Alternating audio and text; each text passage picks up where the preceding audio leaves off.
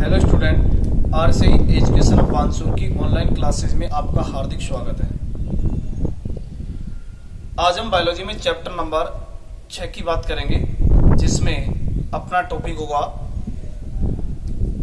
मूल शीर्ष के क्षेत्र। मूल शीर्ष के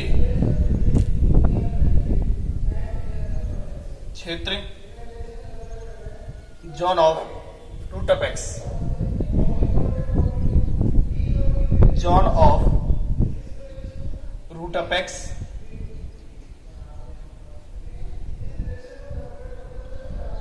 इस टॉपिक का अध्ययन 11th क्लास में भी कर चुके थे, लेकिन फिर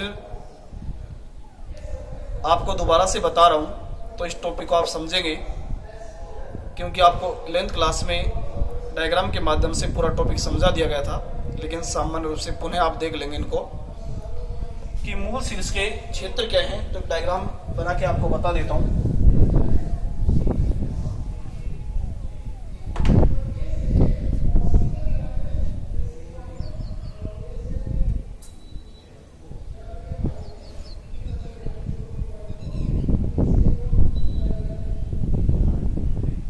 ये मूल का शीर्ष भाग है।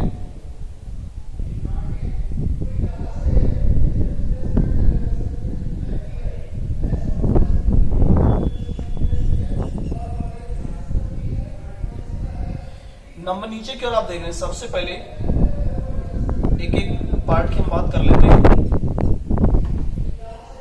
ये है मूल गॉब। मूल गॉब, रूट कैप,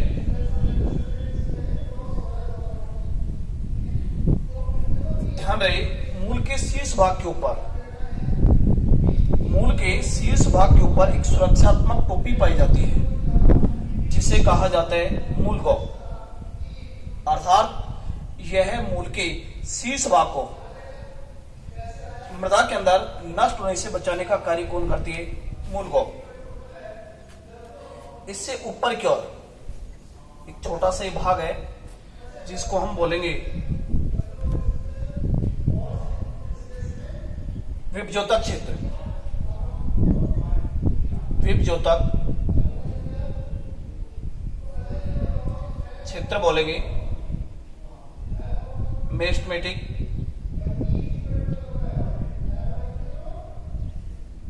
जोन।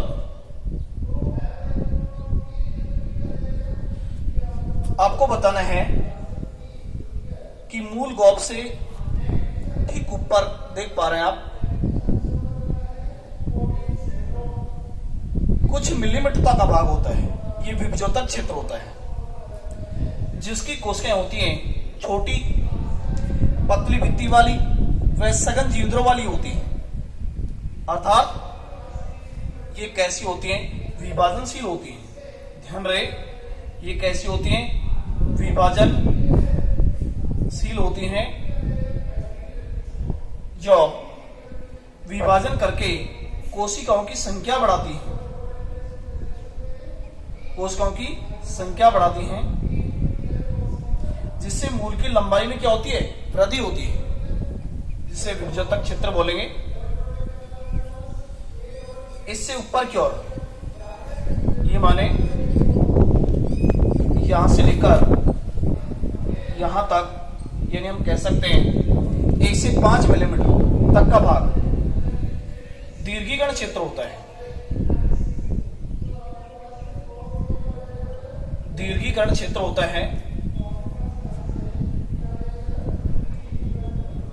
अर्थात इस क्षेत्र की कोशिकाएं होती हैं जो प्रसार करती हैं, जिससे इस क्षेत्र की लंबाई बढ़ेगी। अर्थात ये वाला यहां से लेकर ये क्षेत्र है, आप देख रहे हैं, ये दीर्घीकरण क्षेत्र है। दीर्घीकरण क्षेत्र और विभज्योतक क्षेत्र में होने वाले परिवर्तन के कारण एक प्रकार से मूल की लंबाई में क्या होती है? वृद्धि होती है। इससे ऊपर वाला भाग ये मैच्योरेशन जोन है, जिन्हें परिपक्व क्षेत्र बोलेंगे।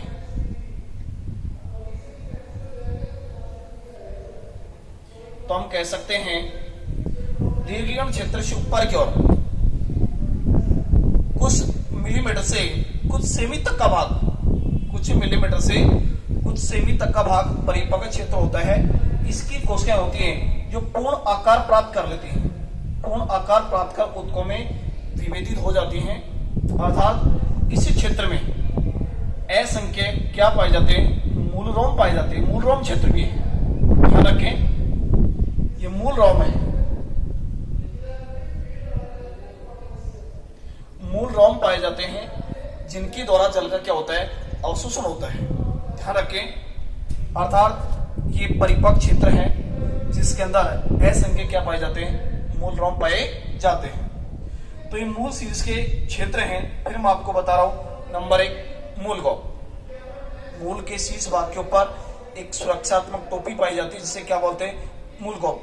ये विभजोतक क्षेत्र होता है जिसकी कोशिकाएं होती हैं जो क्या होती हैं, विभाजनशील होती हैं, अर्थात विभाजन करके कोशिकाओं की संख्या को बढ़ाती है। और इससे ऊपर की ओर एक प्रकार से कौन सा होता है, दीर्घीकरण क्षेत्र होता है जिनकी कोशिकाएं प्रसार करती हैं। और ये परिपक्व क्षेत्र होता है जिनकी कोशिकाएं यानी एक प्रकार से पूर्ण आकार प्राप्त करके ऊतकों में विभेदित हो जाती हैं।